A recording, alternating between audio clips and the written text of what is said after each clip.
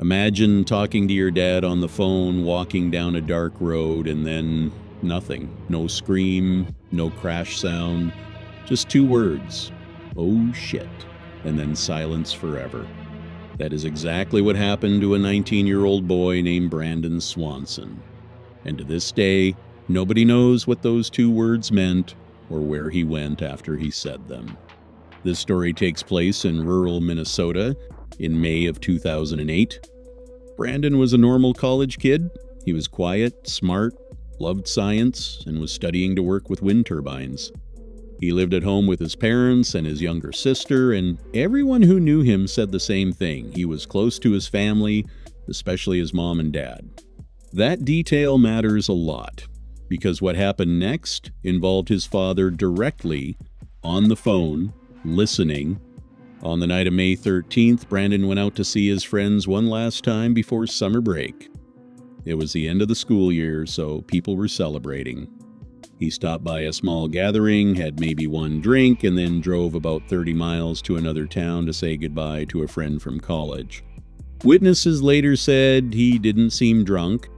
He left that second party around midnight and started driving home on a long, straight highway, a road he had driven 100 times before. But he never came home on that road. Instead, sometime after midnight, Brandon's car ended up in a ditch, off a completely different route, on back roads far from where he was supposed to be.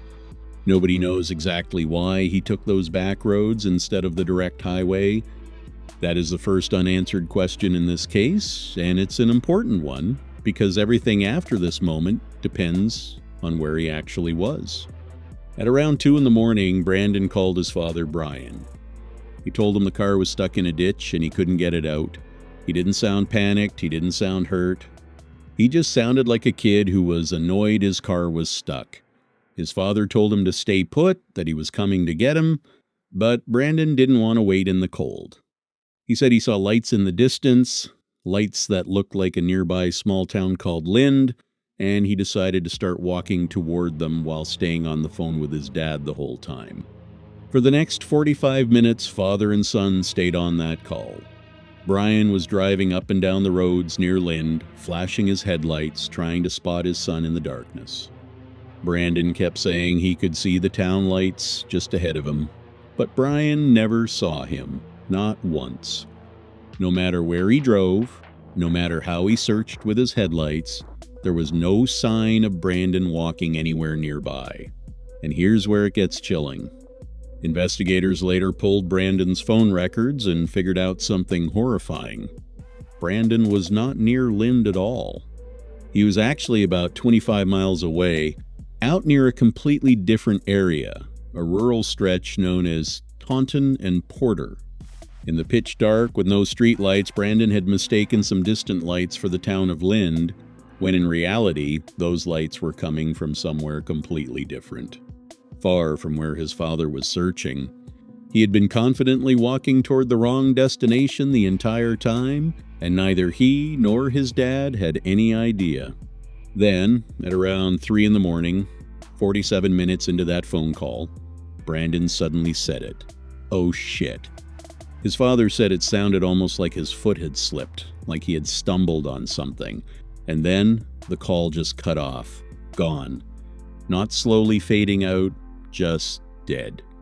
Brian assumed his son had simply dropped the phone, or maybe the battery had died from such a long call. So he did what any parent would do. He called back. Once, twice, 6 times in a row. Every single call went straight to voicemail. Brandon never answered again. Brian kept driving those roads for hours, calling out his son's name into the darkness, hoping to hear something, anything. When the sun finally came up and there was still no sign of Brandon, his parents called the police at 6:30 in the morning. And this is where the story gets even more frustrating, because the police, at first, barely reacted. According to Brandon's mother, one officer told her that as an adult, Brandon had the right to be missing if he wanted to be. It took hours of pleading before officers finally agreed to treat this as an actual case. By the time searchers got serious, valuable early hours had already been lost. And what followed was one of the largest search efforts in Minnesota's history, Over 500 volunteers joined the search. More than 30 search dog teams came from 9 different states. They searched over 100 square miles of land for more than 120 days combined. They searched rivers. They searched fields. They even set up gates in the river specifically designed to catch a body if one floated through the water. And after all of that effort, they found absolutely nothing. Not a shoe, not a piece of clothing, not his phone, nothing except, eventually, his car, discovered stuck in a ditch about 20 miles from where he told his father he thought he was walking. So what actually happened to Brandon Swanson? There are a few theories people still argue about today. One theory is that he simply fell into a river in the dark and was swept away, which could explain why searchers never found his body, since moving water can carry someone a long distance. But investigators searched the rivers extensively and found no solid evidence to support this. Another theory is that Brandon ran away on purpose, faked his own disappearance to start a new life somewhere else. But almost everyone who knew him rejects this idea completely. Friends and family insist he had no reason to run, no conflicts, nothing pointing to him wanting to disappear voluntarily. A third, darker theory suggests that maybe Brandon startled someone on that rural farmland in the middle of the night, and something happened that shouldn't have. But there has never been any evidence, any suspect, or any confession connected to that theory either. What makes this case so unsettling to people online, even years later, is that final sound. It wasn't a scream. It wasn't the sound of a crash or someone falling into deep water. It was just a short, surprised reaction, like stumbling on uneven ground or maybe seeing something unexpected in the dark. Whatever it was small enough that his own father, listening closely on the phone, wasn't immediately alarmed by it. That's the detail that keeps people awake thinking about this. If it had been a scream, we would understand the horror instantly. But this was quiet, almost casual.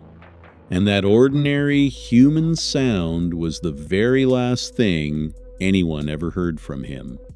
To this day, 17 years later, Brandon Swanson has never been found. No remains, no belongings, no credible sighting, nothing. His case did lead to real change, though.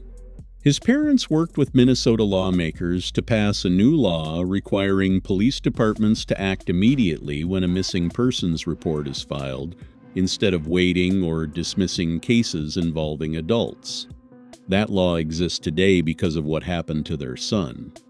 But for his family, that law doesn't answer the only question that actually matters to them. What did Brandon see right before he said those 2 words? Where did he go after that? And is there any chance after all these years that somewhere out there someone still knows exactly what happened that night on those quiet Minnesota back roads?